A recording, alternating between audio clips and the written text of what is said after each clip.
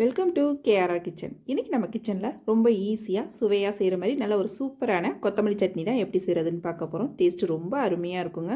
நல்ல சூடான இட்லி தோசை கூட வச்சு சாப்பிட்றப்ப அவ்வளோ ஒரு சுவையாக இருக்கும். எப்படி செய்கிறதுன்னு நம்ம வீடியோக்குள்ளே போய் பார்ப்போம். அதுக்கு முன்னாடி நம்ம சேனலில் இப்போ தான் ஃபஸ்ட் டைம் பார்க்குறீங்கன்னா சப்ஸ்கிரைப் பண்ணி வச்சுக்கோங்க. கூடவே பெல் சிம்பிள் ப்ரெஸ் பண்ணி ஆளுங்கிற ஆப்ஷனையும் ப்ரெஸ் பண்ணி வச்சுக்கோங்க. அப்போ தான் நான் போகிற வீடியோஸ் எல்லாம் உங்களுக்கு தொடர்ந்து நோட்டிஃபிகேஷனில் ஒன்றுக்கு ஒன்றே கிடச்சிக்கிட்டு இருக்கும். இப்போ வாங்க இந்த கொத்தமல்லி சட்னி எப்படி செய்கிறதுன்னு பார்த்துடலாம். இப்போ சட்னி செய்யறதுக்கு பார்த்தீங்கன்னா ஒரு மிக்ஸி ஜார் எடுத்திருக்கேன். இதில் ஒரு அரை கப் அளவுக்கு தேங்காய் துருவல் சேர்த்துக்கிறேன். இது கூடவே பார்த்தீங்கன்னா ஒரு 2 டேபிள் ஸ்பூன் அளவுக்கு பொட்டுக்கடலை சேர்த்துக்கிறேன். பொட்டுக்கடலை வந்து பார்த்தீங்கன்னா கம்மியான அளவு சேர்த்தா போதும்.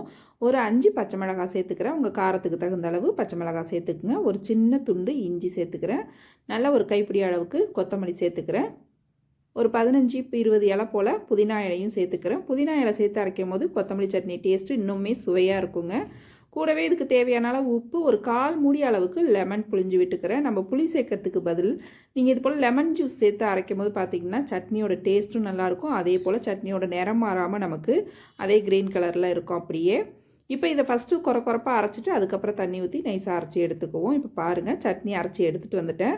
ஒரு லேசான குறப்போடு அரைச்சிக்கிட்டிங்கன்னா சட்னி சாப்பிட்றதுக்கு ரொம்பவுமே டேஸ்ட்டாக அருமையாக இருக்கும்.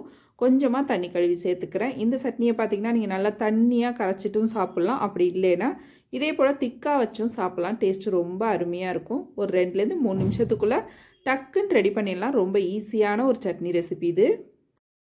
இப்போ சட்னிக்கு தாளிப்பு கொடுத்துருவோம். அதுக்கு பார்த்தீங்கன்னா கடுகு, உளுந்து, கருவேப்பிலை, கொஞ்சம் பெருங்காயத்தூள் தாளித்து எடுத்துகிட்டு வந்திருக்கேன். அதை சட்னி கூட சேர்த்துக்கிறேன்.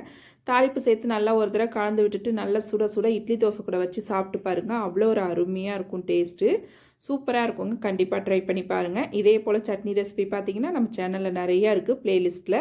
அதோட லிங்க் உங்களுக்கு நான் டிஸ்கிரிப்ஷனில் கொடுக்குறேன். தேவைப்படுறவங்க செக் பண்ணிக்கங்க. இந்த கொத்தமல்லி சட்னி நான் இன்றைக்கி சொன்னது போல் ட்ரை பண்ணி பாருங்கள். ட்ரை பண்ணி பார்த்துட்டு எப்படி இருக்குன்னு எனக்கு கமெண்ட் பண்ணுங்கள். என்னோட ரெசிபி பிடிச்சிருந்ததுன்னா லைக் பண்ணுங்கள், ஷேர் பண்ணுங்கள்.